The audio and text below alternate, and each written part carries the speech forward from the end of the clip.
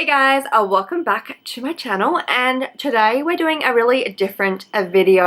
I asked you guys if you wanted to see a reaction to the Museum of Death in Hollywood, Los Angeles, while I'm on holiday, and most of you said yes, and I guess anyone that said no can skip this video. But if you want to hear off the bat what it's like, not a really detailed review, just a first impression if you're thinking of going to the Museum of Death. And I do believe that the Museum of Death does have other locations. I'm not 100%, I will link down below if they do, so you could check them out in other locations. Having said that, let's get into today's review. So the Museum of Death was established in 1995, so it's not really that old, and its motto is to make people happy and to be alive. If you see me looking down, I'm just looking at some notes, and also I'm using a really crappy camera. I'm in my hotel room obviously, so apologies. Yeah, so that's their motto, and I think that's pretty cool because you do go in there and see a lot of death and morbidness. I'm not sure if that's a word, but let's roll with it. And I guess it does make you sort of appreciate being alive a touch more.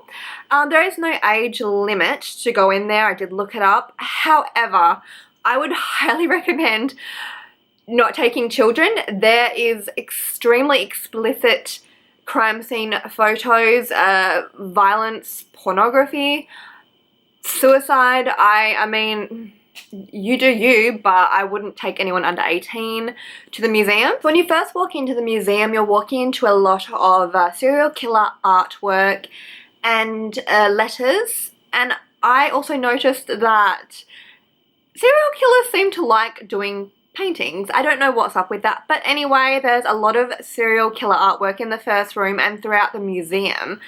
And most notably, at least for me, was the John Wayne Gacy artwork and his Pogo the Clown creepy as hell artwork, basically. In my opinion, at least. It's extremely creepy. And there is letters that John Wayne Gacy was writing throughout his life or in prison that you can look through in like a folder type thing. I'm not really going to go in any sort of chronological order, but basically you continue to walk through, and one of the things I remember seeing in that room after the artwork and the John Wayne Gacy memorabilia, there was a electric chair, but I don't believe it was a real electric chair. But there was a lot of other memorabilia that was genuine or legit. And as you continue on, you walk into a room where there's some very, very graphic autopsy images. So if you have a weak stomach, you might want to skip those photographs. And there's also a section where you see the baby coffins and they're not corpses, but babies laying in their coffins. I don't know the word for that, but passed away children, and the way that they would set up the babies or young children in their coffins, there is images of that. So again, if you're very sensitive to that section may not be for you. Something else I remembered was Heaven's Gate, and I have never heard of Heaven's Gate before, and it was incredibly interesting. So another thing to note at the Museum of Death is there is a lot of things to read. You could genuinely be at the Museum of Death all day if you read every single thing that there was to read. I only read the bits in the museum that were of interest to me, but there is a ton of information to go through, and honestly every single area of the museum is covered in some sort of death memorabilia, so you really can't get bored and you can't go in there and say that there wasn't enough to see, because there was so much to see. Yeah, so Heaven's Gate. So it was, sorry, I'm just looking down at my notes. Heaven's Gate cult suicide. So I'd never heard of this crime, I guess, before, or this story before. I'm not going to go into it. I did read the little bio, but look it up. Heaven's Gate cult suicides. It was incredibly interesting to read about. There was memorabilia there. There was a whole like room that was sort of set up like a, I don't know what the word is, but to look like the way that the crime scene was found, basically, with the bodies that had passed away. And that room was actually an old recording studio, but that's neither here nor there. And as you continued on, you saw there was in fact, there was a whole wall of memorabilia from Jonestown. If you're not familiar with Jonestown, the Mile Higher podcast just did a podcast on it a few weeks back, which is where I learnt about it. Really recommend that. That was really interesting. And the guy that worked there said that the Jonestown choir actually recorded in that recording studio where the Heaven's Gate setup was situated, if that makes sense. So that was kind of weird and creepy and cool all at once. Continuing on, you got to probably what was my favourite part, and that was the Jeffrey Dahmer, I'd say, corner, because there wasn't like a ton of Jeffrey Dahmer stuff, but there was definitely enough to, I was going to say satisfy, but that just sounds weird. Obviously, when I say my favourite serial killer, it's just the one I find the most interesting, not the one that I'm like, what a great guy. So the Jeffrey Dahmer corner consisted of, I think it was just one crime scene photo that I have seen on Google anyway, but I didn't know if it was legit, so I guess that sort of told me it was.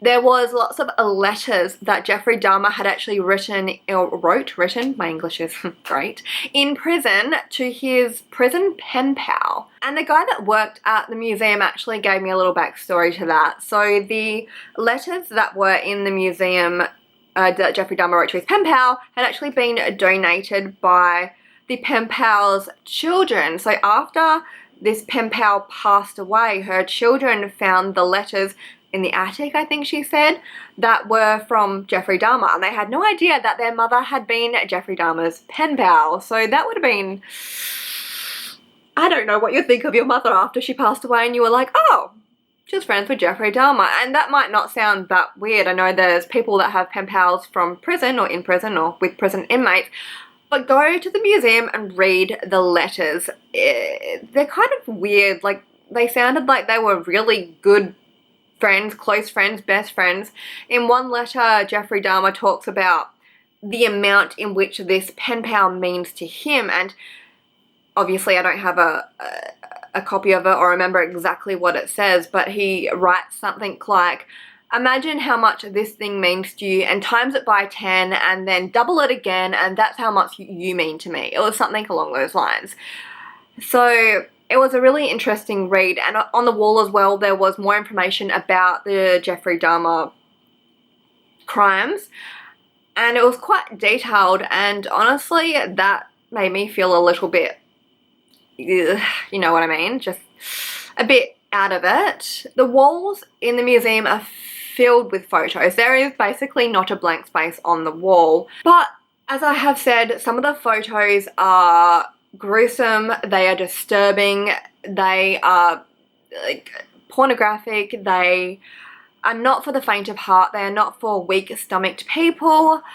There is definitely some images that you see there. I can't remember what the case was, but there was a particular wall of crime scene photos where it was like a couple that had killed a man and had taken images with his corpse after he had been killed, and they were very explicit images, and there's no blurring or no bars hold when it comes to the images they put in this museum. So you really do see everything, and you see these killers posing with this corpse and smiling in the most, it's just the most horrendous thing you can imagine, which is why I say not to take children here, and if you're faint-hearted, don't go.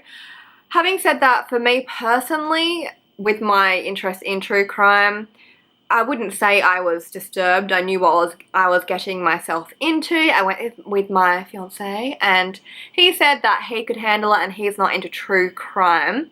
So I think if you even have a semi-interest in true crime or think the museum would be of interest to you, it's worth checking out. So some more things that were included was an entire room for Charles Manson and the Manson family. There was another room, or I guess a section, it wasn't an entire room, for the Black Dahlia, which is a case that I find really interesting. And when I read the little bio piece on her crime, I actually learned some new information, so I was quite surprised by that, and it was some very gruesome details. And of course her crime scene images were all there. There was a room on, I guess, celebrity deaths and suicides. For example, there was an autopsy photo of Marilyn Monroe. They talked a bit about James Dean, but there was nothing graphic there. And there was some like old Hollywood stories as well, so you could read everyone's individual stories on the walls and what the crime was or how they died, what had happened. There is a room for animal taxidermy if you find that interesting. Personally, I didn't really find that interesting. And the last room you walk into actually has a video playing, so I didn't catch the first part of the video, so I didn't see the introduction, but I pretty much cottoned on that it was a live autopsy being done, I believe. It's pretty graphic. Even I went to walk away at one point and then turned back because that's just the way I am. The part of the video I caught at least was where they had the body cut open, completely cut open, and the gentleman performing the autopsy went to sew it back up. I don't know what was at the beginning of that video, but I'm sure if that's something you'd be interested in, it would be an incredibly interesting video to watch in its entirety. And there are actually seats in there, so you can take a seat and watch the video. Now, another thing just to note about the museum is it's strictly no photographs, no videos, no food or drink. There is a gift shop if you're interested, but yeah, that's about it, I think. I might include some images I get off Google throughout this video to give you an idea of what the rooms look like, or I'll link some articles down below about it. But this was my first impression on the Museum of Death. If you have any questions whatsoever, let me know in the comments below. Other than that, I hope you enjoyed this different style of video, and until next time, until our next true crime case, stay vigilant, stay safe, and I will talk to you soon. Bye guys.